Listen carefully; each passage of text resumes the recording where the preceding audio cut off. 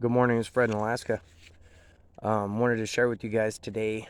Uh, this guy, his name's Greg. He's from the Netherlands. He was here in Alaska doing some skijoring with dogs. They were doing the Iditarod Trail. Now, this was a couple months before the Iditarod. The Iditarod's typically, end of February, beginning of March, somewhere in there. I don't pay attention to that shit anymore.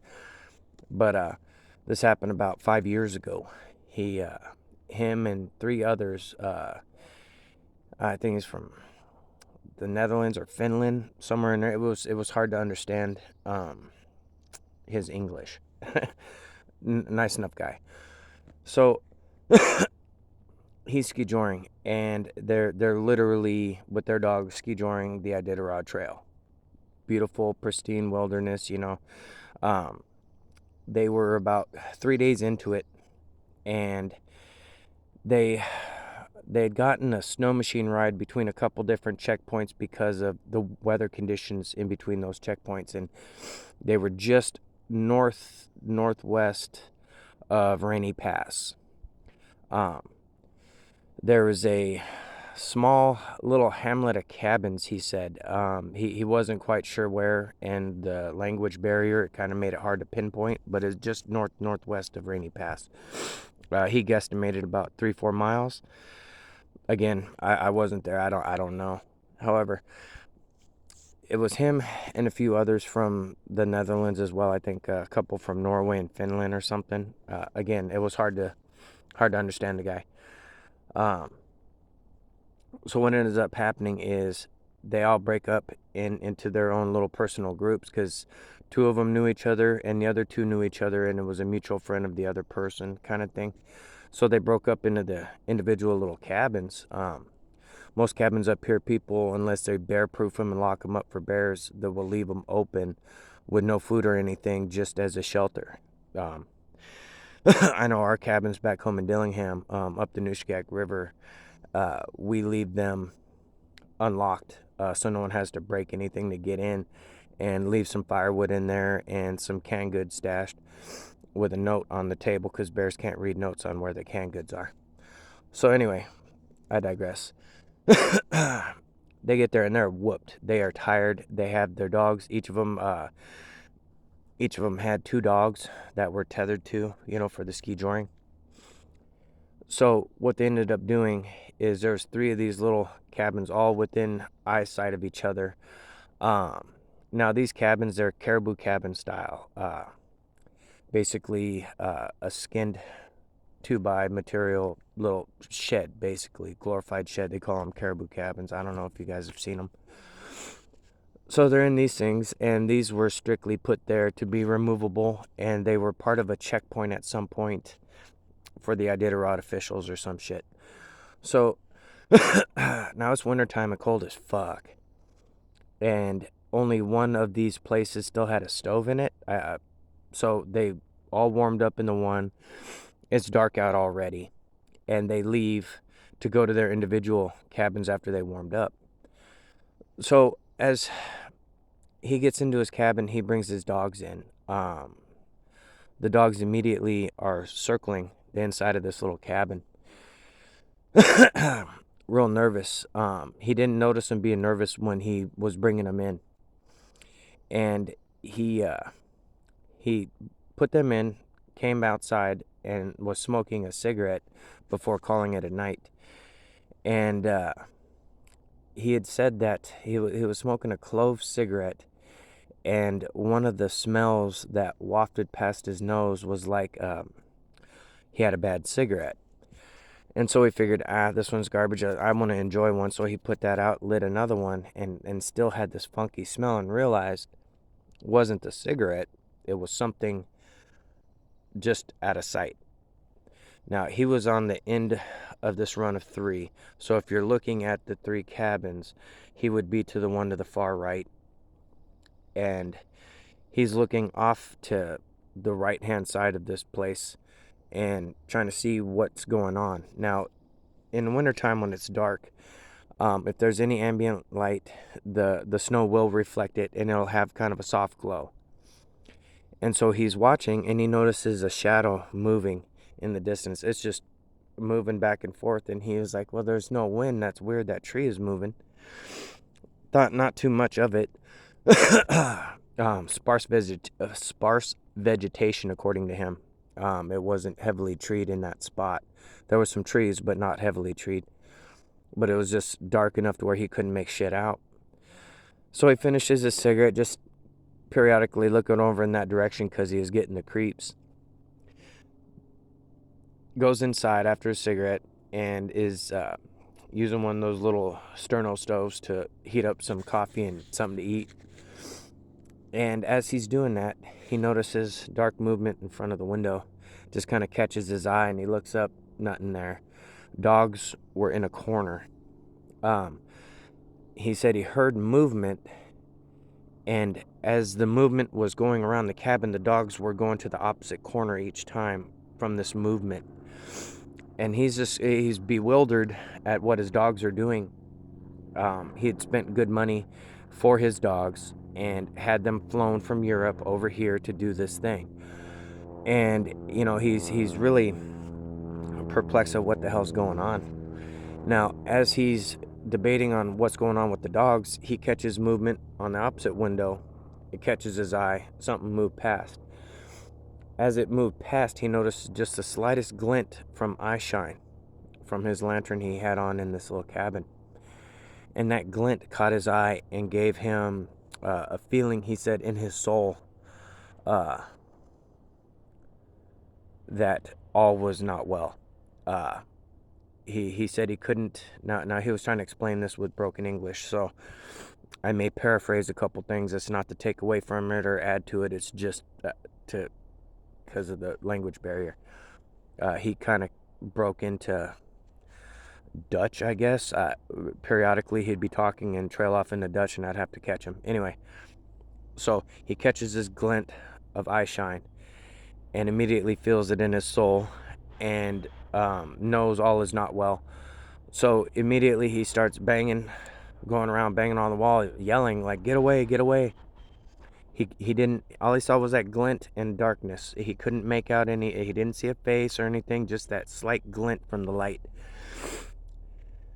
So he grabbed his little ski pole. It was wintertime. There's really, outside of moose and whatnot, they weren't carrying firearms. They weren't even carrying bear spray. They had their little ski poles. So he grabbed his ski pole, and he had a little ice axe, and he grabs that, puts on his headlamp, turns it on, goes outside. Now, he half thinks it's one of the other little members of his team that are on this little excursion that are fucking with him. But he wants to make sure. So he goes out and he's walking around and he's looking down on the ground at these tracks. And at first it just looked like snowshoe tracks. And he's like, oh, okay, it's one of them. This is a familiar size. And then he gets around two of the corners and he hears movement in the brush off to his right-hand side.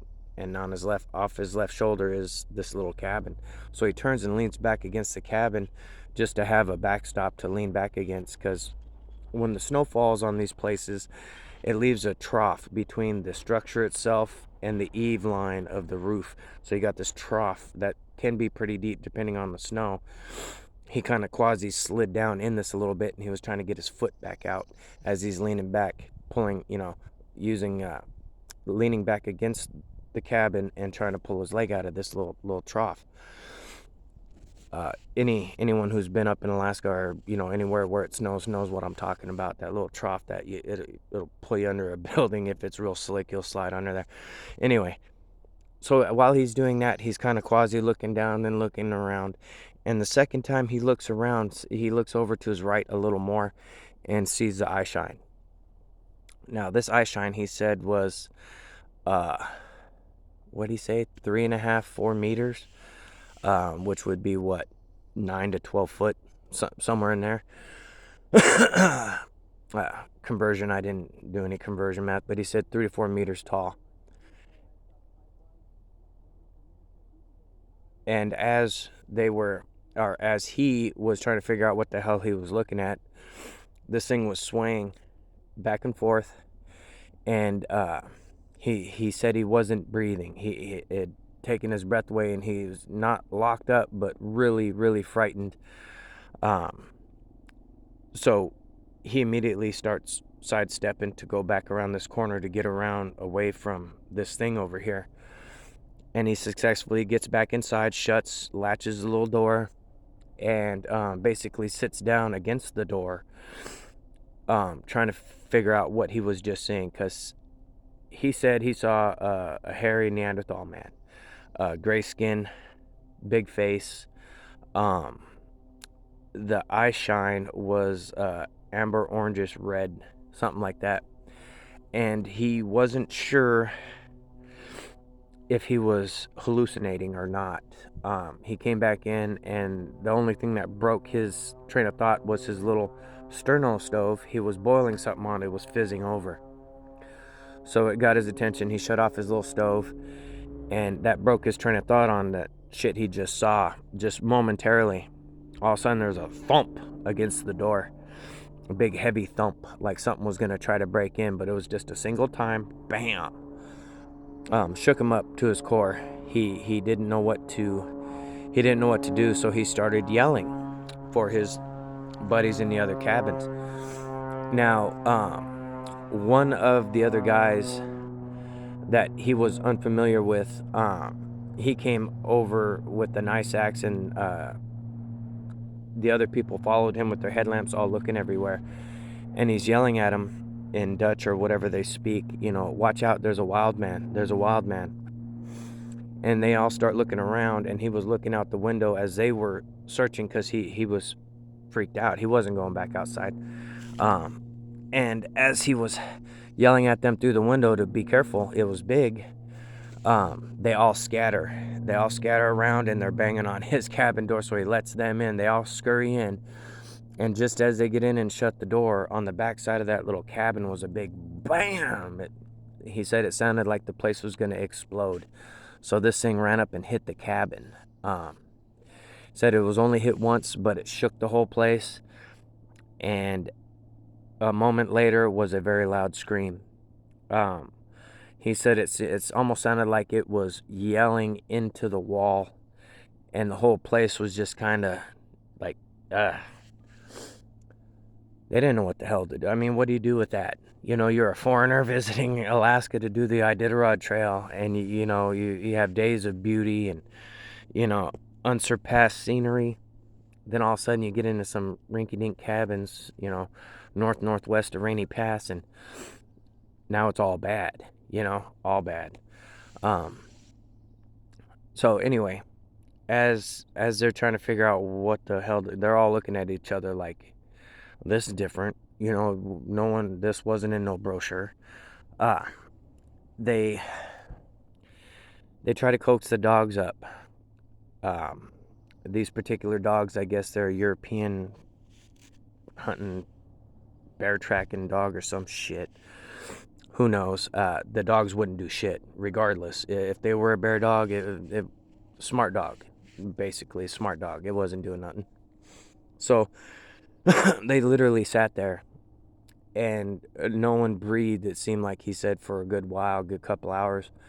And after some time, and it calmed down, the rest of the group decided they're going to make a break for their cabins, keep an eye out for each other, scream if they need help, and they'll settle it like that, because they all had their own sleeping arrangements. And so they gingerly went back out, made their ways over.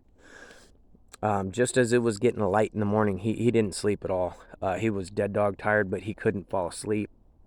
And he said just as it was starting to get light on the horizon, he had happened to be staring out the window, kind of hypnotized, just zoning out, staring out a window, and realized there was a big thing in the window. And as soon as he sits up, it moves out of the way of the window. So as it moves out of the way of the window, the dogs light up. And this time, the dogs bark and come over by the window and are yapping, rah, rah, rah, rah, rah, rah. And he hears heavy footfall in the snow moving away. Not fast, but just moving away. Thunk, thunk, thunk, thunk, and so on. So he's relieved that it's leaving. So he decides, he opens the door and lets the dogs out. the dogs run out and they tear off in that direction, barking. Row, row, row, row, row. He said he doesn't know where they got their fearlessness from all of a sudden, because all night they were cowardice little bitches over in the corner. All of a sudden they're, gung-ho to go after it. So he let them out. They run off barking or whatever, and he hears them barking for a while in one area and then moving a little bit and barking and moving and barking. And then they come scurrying back a few minutes later, and he felt confident enough they had run it off. And all the barking and noise and whatnot lit up the other dogs with the other teammates, and they started barking and shit inside their cabins, waking everyone up. So with the events of the night before, they're all paranoid. They're up. They got, they're throwing on their shit. They're grabbing their little ice axes and their little ski poles, and they're coming out to look and help or whatever, right? So when they open their doors, the other dogs, they take off. So there's 8 dogs total on this trip. All 8 are now off into the trees. And everyone there is trying to call them back. Now, when he notices his teammates come out, he comes out of his cabin and starts telling them, hey, they ran off. They're running it off. They'll come back. So they sit around waiting and calling for the dogs periodically. And finally, he said it was after like 2 hours, the dogs come back. One of them had a broken leg, and 2 of them weren't right, he said. And I asked him to elaborate. What do you mean not right? He said they weren't acting like dogs. They would just walk they followed the other dogs and trailed the other dogs coming in, but all they would do is kind of walk in a little circle, like they were just stuck on something. And so those 2 dogs were worthless from that point on, he said. But so they ended up lacing up what they could. The 2 dogs that were fucked up mentally, they would follow, but they wouldn't pull. So they at least knew they could tether them, and the dogs would follow along. The one with the broken leg, the other teammate threw him pack style over his shoulders until they got to the next spot to get out of there. When they got to the next place, I forget, he couldn't remember the name of the little village. There was a language barrier, and they couldn't, all he could say is wild man, and no one was understanding him. So they got him the flight and all that kind of stuff to get the dogs out of there and them out of there. But he hasn't been back here since, and he has a hard time skijoring over in Norway or the Netherlands, wherever in the hell he lives. I think it's Finland. I'm pretty sure. If I'm wrong, man, hey, shoot me an email. Let me know if it's wrong or not. It was kind of hard to understand you. But yeah, so, I mean, I could imagine they spent quite a bit of money to come over here. They got similar terrain over there, but it's not Alaska, and they wanted to do the Iditarod Trail. Goodness gracious. Yeah, it's not a good feeling to be stuck in somewhere, not knowing what's going on around you. Trust me, it's not a good fucking feeling. And, who do you go to with this shit? Without coming across like a fucking maniac or a weirdo, I mean, anyway, it's easy for someone who hasn't dealt with something like that to chalk it up as, oh, that guy lost his mind out in the woods too long, talking to the birds. It's not that kind of party. Anyway, this is Fred in Alaska. Anyone who wants to share their experience, AlaskaHairymanProject@gmail.com or NoComp907@gmail.com. Check out the interactive map. Shout out to Miguel, Sasquatch Theory. What up, buddy? William Jebning. Shout out to him. D.A. Roberts. And the rest slipped my mind at the moment. I won't forget, though. Until the next one.